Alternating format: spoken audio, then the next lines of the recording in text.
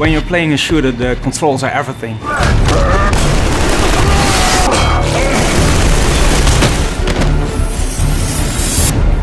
When we started working on Killzone 3, we first read through all the forums and the reviews to see what people liked about Killzone 2 and what they thought could be improved. The controls of Killzone 2 were a point that really divided the fans. Some of them really liked the heavy feel of the weapon, it made it unique and made it different, but others felt it made the game too inaccurate and also a little bit sluggish. It's those animations that give the sense of weight and immersion to the game. The way that your gun moves, the way that your head bobs around, the way that your body shudders when you're sprinting.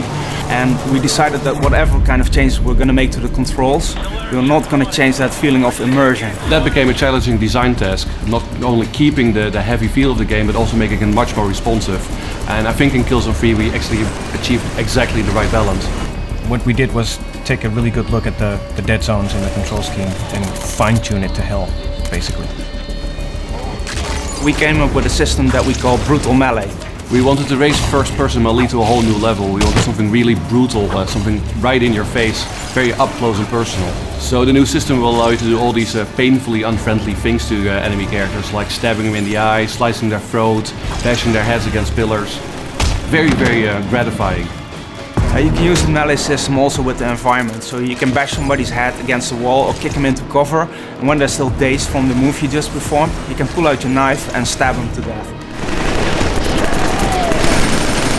Well, we looked at ways to get the player more quickly into cover, so we came up with a slide mechanic. You can slide into cover, but you can also freeform slide. So in some cases, if the tactic is right, you can slide underneath enemy fire, turn around and shoot them in the side or shoot them in the back. Well, at the end of the day, Killzone 3 is a shooter, and a shooter isn't a shooter without some very heavy weapons that you can carry around. So for Killzone 3 we added a third weapon slot, and in this slot you can carry the most heavy weapons. The first Killzone had these really massive gyro-stabilized weapons, and that's something that we brought back for Killzone 3. So now we're giving the player a giant minigun that he can carry around, as well as the Wasp rocket launcher, which is a multi-rocket anti-vehicle weapon. What I'm most proud of for Killzone 3 is how all these new mechanics come together and work together really well.